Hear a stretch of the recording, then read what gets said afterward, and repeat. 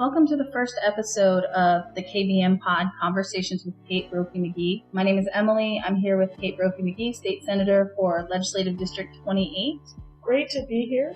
We are going to be coming to you each week to talk about a different piece of legislation that Kate has worked on over this past session. And the reason we're doing this is because when I sat down with Kate last spring to talk about what's happening in my district as a constituent, I had no idea the magnitude and number of very consequential bills she was working on. So I dragged her kicking and screaming onto this podcast because she doesn't like to toot her own horn. But Kate, I'm glad that you decided to come on board. Emily, I appreciate your asking me. I appreciate the invitation. It's always better after session.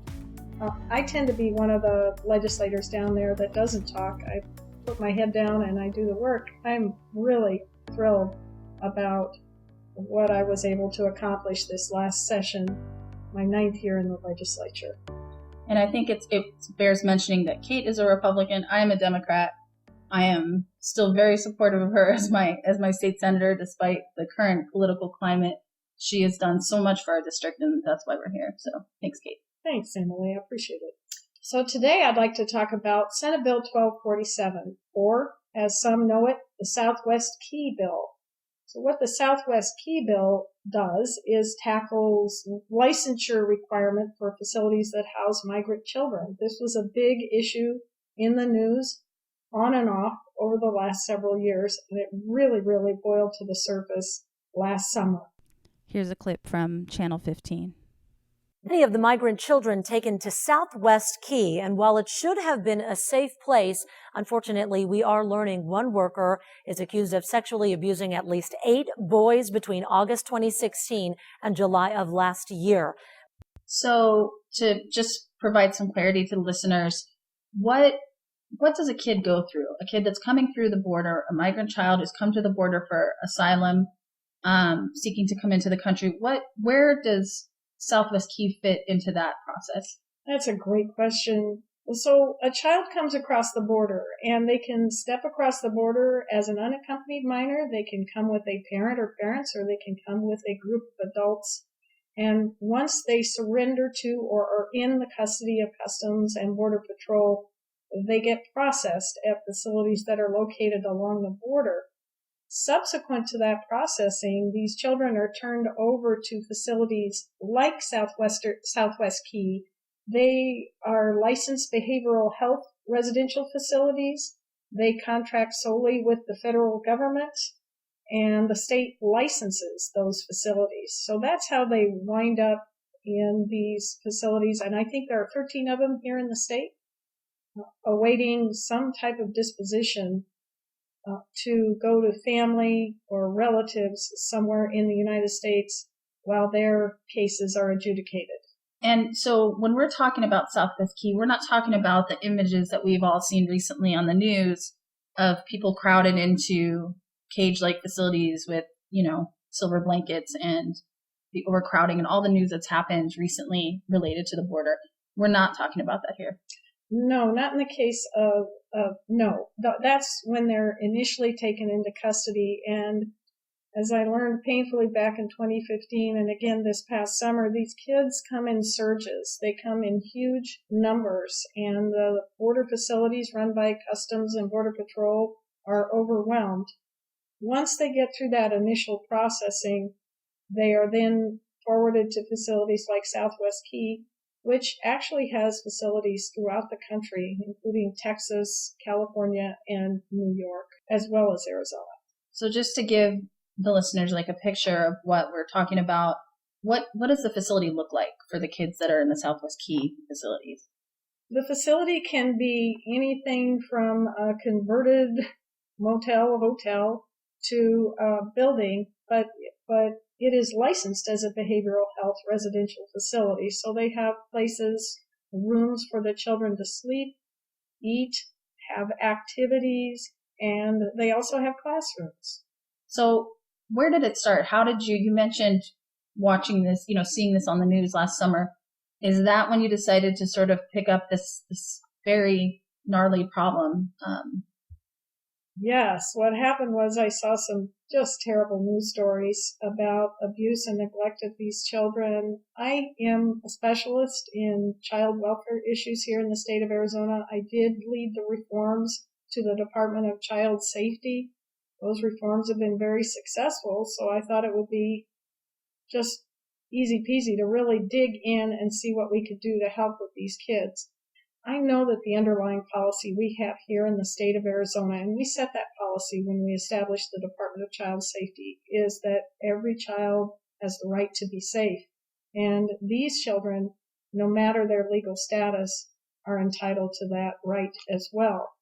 But I quickly discovered that the issue was immensely more complex and complicated than I had realized. When the news happened, or when that happened last summer and it hit the news, the state moved to suspend the license, or what did the state do? So the crux of the problem is that these children are in the custody of the federal government. The federal government does what the federal government's going to do, and they don't really talk to the state, and they certainly don't seek our permission. Our only point of entry into this terrible problem was through the Department of Health Services and their licensure of the facility, not the activities in the facility, but the facility itself. So based on the news reports, they were able to intervene after the fact, after the alleged abuse was to have happened.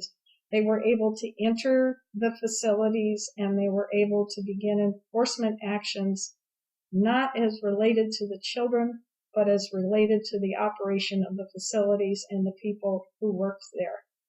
The need for the bill became very apparent, but the continued frustration experienced by me and by others was that we could not take those children and house them in state facilities in state custody. It just wasn't going to happen.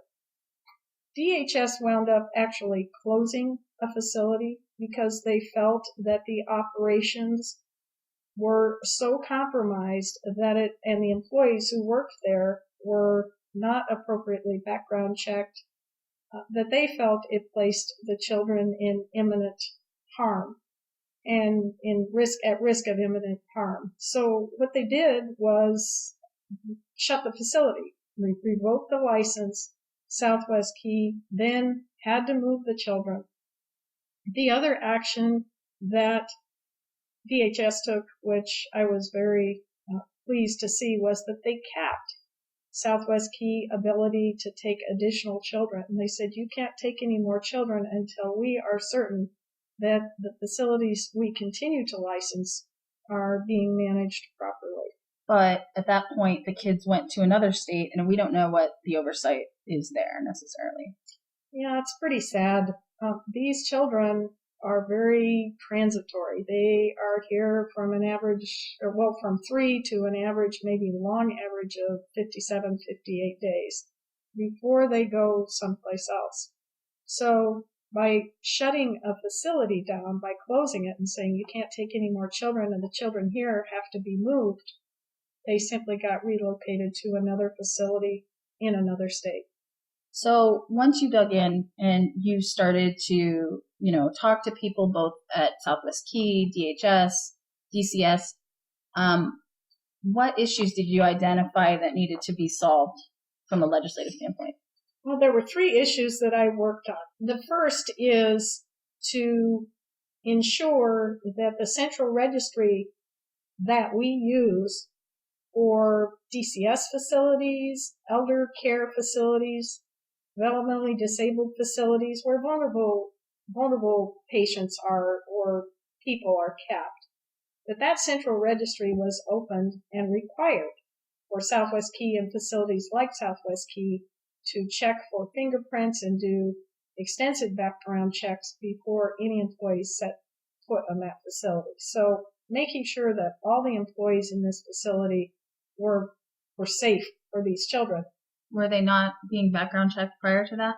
There were a lot of loopholes and a lot of background checks that were not adequate, and they didn't have statutory authorization to our central registry. So that precipitated the closure of at least one facility and the capping of enrollment. The next thing we did was to require that DHS be notified of any incident that is reported to the federal authorities. I think we required that DHS and DCS be notified proactively. And if something happens, they have to let us know anything that they have to report to the federal authorities. The only way we found out about it when it began happening was after the fact, through a leak or a whistleblower. Now they have to tell us this happened. And this precipitates an investigation on the part of the Department of Health Services. The other problem, or the final problem, was the hardest one to solve. These facilities are very closed. There aren't the people going through. There isn't the foot traffic. You don't see parents coming to visit. So we had to create, and the children are there one night and gone the next. We had to create an environment where we were aware of the activity in the facilities. Some months, even years, these facilities stand empty, and some months and years they're full. So we required that these facilities that contract specifically with the federal government, like Southwest Key, tell us, we have kids. The facility is opening and operating. Here's the list of employees who are working there, and here are our incident reports. So we really, really tightened up on it. The last thing we did related directly to licensure was to tighten up the accreditation standards. We used to accept a pretty broad range of accreditation standards. We now require that the office, that we have a specific accreditation standard from the federal government.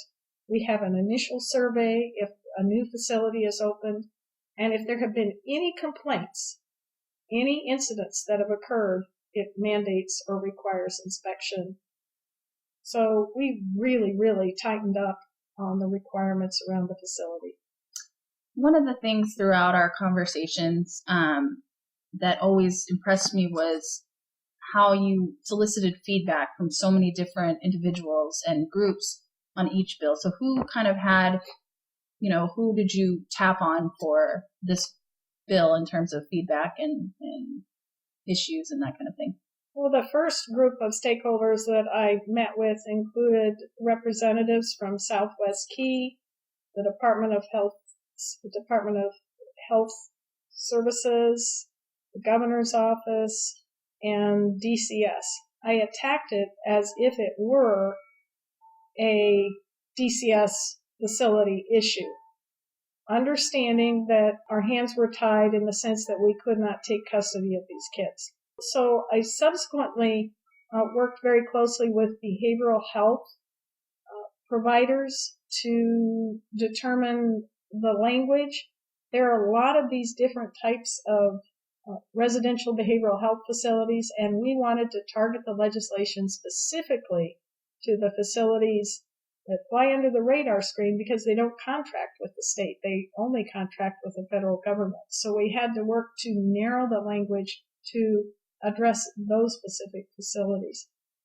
It took a lot of meetings, a lot of work, and I kept going back to the Department of Health Services and back to the behavioral health providers and saying, the fact that this is such a isolated type of facility, how can we solve that problem? How can we make sure that we know kids are there and that they're being cared for? Ultimately, I think we got it done. And so as the bill sort of made its way through the legislature, there was at least one proposed amendment.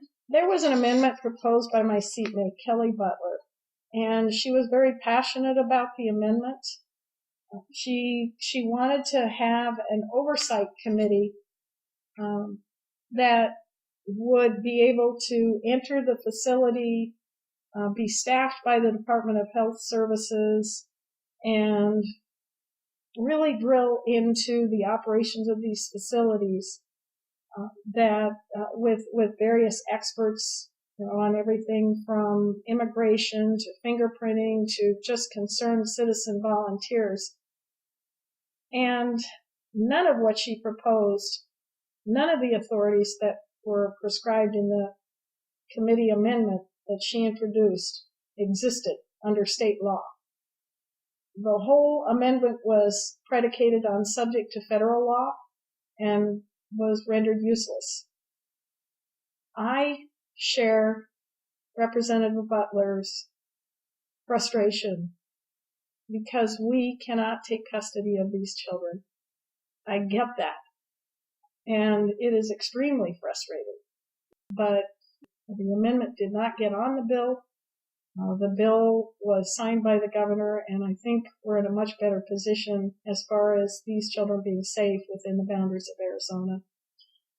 So I think the way you put it to me before when we were talking, and your husband Bob said the same thing, you can't, as a state representative, or DHS representative, you can't walk onto Luke Air Force Base and say, I'm here, I'm going to tell you guys what to do. Exactly. Yeah, it would be very similar under different circumstances to what a number of my Republican colleagues tried to do for the years prior to 2016 when they wanted to preempt federal authority and replace it with state authority. It doesn't happen. But there are a lot of things that we can do within the boundaries of the state and within the licensure of the facilities to make it safe for those kids. What I worried about was that the amendment would ultimately jeopardize the bill. It created a fiscal note. It created problems with a licensure agency that's supposed to be neutral and, in essence, set up an adversarial situation between that agency, the Department of Health Services, and the entity it was supposed to be licensing. And I was glad that the amendment didn't get on. I did offer to Representative Butler that she and I author a letter to our congressional delegation and our U.S. senators. In essence, the amendment that she wrote is model legislation, but it was actually model federal legislation. And I thought it would have been a powerful statement for us to, in a bipartisan manner, reach out to them, offer them this amendment language, and urge them to adopt it at the federal level for the sake of children housed throughout the United States that are in these circumstances. But that offer was not accepted. So in the end, the bill passed unanimously and hit Governor Ducey's desk, and he signed it, and it went into effect immediately because it was an emergency bill, correct? Yes, we had more than enough votes to meet the emergency clause.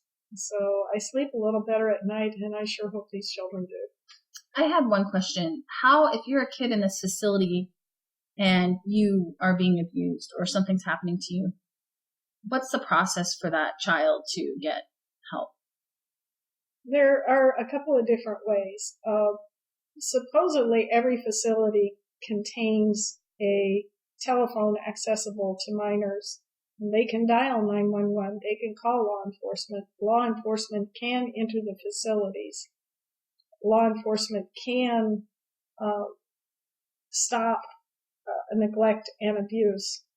The other piece that is in place with the beefed up licensure of the facilities is that Southwest or the Department of Health Services, as part of their licensure of the building, can review the policies and procedures put in place to protect the children, to make sure the employees who are there are safe to be around children. And if they don't like what they're seeing or what they're reading, or if they don't like policies and procedures, they can speak to that. An example would be there was a brief period of time recently when the federal government revoked funding for education services to these children. Well, part of our review and licensure of the facilities require policies and procedures that provide for the education of these children. Southwest Key reached out to the Department of Health Services and said, we're not getting paid for it, but we are going to continue to educate these children and provide the behavioral health services that they need. So that's just an example. Here's another example that the proactive reporting is very, very helpful. The police arrested a man for soliciting sex with a minor in some sort of a police sting. And it was learned at the time of arrest that he was a new employee for Southwest Key. Southwest Key immediately reported the arrest to the federal authorities and to us as a major incident, immediately certified that he'd passed his background check and his fingerprint registry check, and immediately placed the employee on leave, subject to termination. So I'm seeing some things that are happening that are that cheer me up. But the problem is these children have experienced horrible abuse in their very long journey to come here. And those problems that must be solved at the federal level. So what can listeners, that want to be proactive in this scenario, what can they do, and even those that are watching the news and like me and you are horrified at, the conditions at the border. Like, what can they do? A couple of things. They can write their federal delegation, their congressional delegation, and they can demand that the system that is leading to all these terrible problems and these awful consequences be fixed. All the immigration reforms and fixes must happen at the federal level. I was very heartened to see Senator Kirsten Sinema's proposed legislation for immigration and deportation reforms. Those are the kinds of things that need to happen. As a state legislator, I'm going to continue to follow up with the implementation of this legislation, monitor for things that might happen differently and unfold a little bit better for these kids. I also think there is some follow-up legislation that is needed related to children in transit. I heard some rumblings about that during my efforts with Southwest Key, and I think we may need to address those children in what is technically daycare custody, 24 hours or less, that those children are treated with the same amount of respect and dignity, and I am seeking legislation to do that this next session. One of the other things you and I have spoken about is potentially getting together a group of people to help advocate for the children in these situations. Yes, I'm still in the planning stages for that, and it's part of my kind of look back on the bill. As a legislator, it's not just enough to pass a bill and call it a problem solved. You pass a bill to begin solving a problem. So I'm working with the representatives of Southwest Key and leaders in the Hispanic community primarily to talk about what type of informal community engagements with these facilities could be put together on in a partnership between the communities where a lot of these kids originate or wind up living in, and those community leaders and the owners of these facilities. And I'm very excited at the positive reception that I've received and really look forward to putting together something that we hopefully can announce in a month or two. And it's something bipartisan. Yes, very this is a bipartisan issue. Absolutely.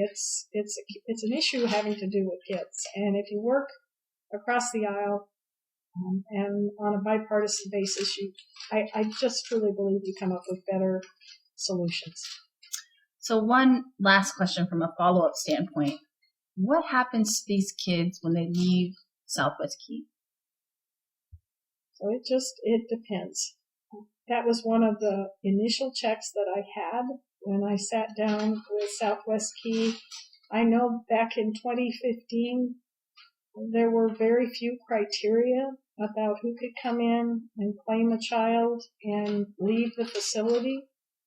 I was relieved to see that there was a 10-point check up to and including DNA testing, so you know that you are placing this child with a family member or with someone that child is supposed to be with. There are a lot of faith-based communities that are also working on this issue. There was a point in time where families and kids were being dropped off at bus stops. That just opens them up to the possibility of human trafficking. So the length of stay, average length of stay, has reduced in the case of Southwest Keys, I think down from 57 days to 32 days. And there are some kids there who are gone in as little as 2 or 3 days. They found a place for them. So it continues to be a very transitory population. These children are being placed throughout the United States. I can tell you that the children who go to family members here in the state of Arizona, then whatever happens to that child, if something bad happens to that child, that's under purview of Arizona and the Department of Child Safety. Okay. I want to just compliment you because I'm sitting next to you here and you have no notes in front of you and you have rattled off those numbers and statistics and the history of this bill with like no issues. And I have 20 pages of notes in front of me. So that's pretty awesome. Well, you're an example of a constituent, and I have a lot of them who really do their homework and really expect results. So there's more work to be done on this issue, but I think Arizona has taken a leading role, and we have done everything we can. We're a national model for how these facilities should be regulated, and I'm really, really proud to be a part of it. Most thankfully, I feel we've created better outcomes for these kids than might otherwise be on their very, very dangerous and treacherous journey. You really have to think of things incrementally at the legislative level, whether it's this one problem, whether it's education funding, whether it's any type of problem. And you have to attack incrementally because you've got to get at least 16 and 31 and 1 to agree that this is a good thing to do. It really means you need to take smaller bites at the apple, and you need to return to the issue again and again and again, understanding that your first efforts represent a good start, not the end of the journey in most cases. So if people have questions after listening to the podcast today, our very first one, so we're not quite perfect yet. Don't know if we will be, but don't think we'll ever be. We're working on it. So if you have questions about anything you heard today and would like to ask them, you can email Kate directly at kate@katemcgee.com. And we might do a Q&A follow-up here if we get enough questions where we just kind of review some of those things. But each episode, as I said before, we're going to recap a piece of legislation. I know we're going to go over the budget. So if there's anything you want us to cover, please, drop Kate a line at kate@katemcgee.com. You can follow Kate at Kate McGee AZ on Twitter and Facebook and Instagram. All right, we're going to get as much of your time as we can before session starts again. So we will talk to you very soon. Again, if you would like to follow Kate, she's at Kate McGee AZ on Twitter and Instagram and Facebook.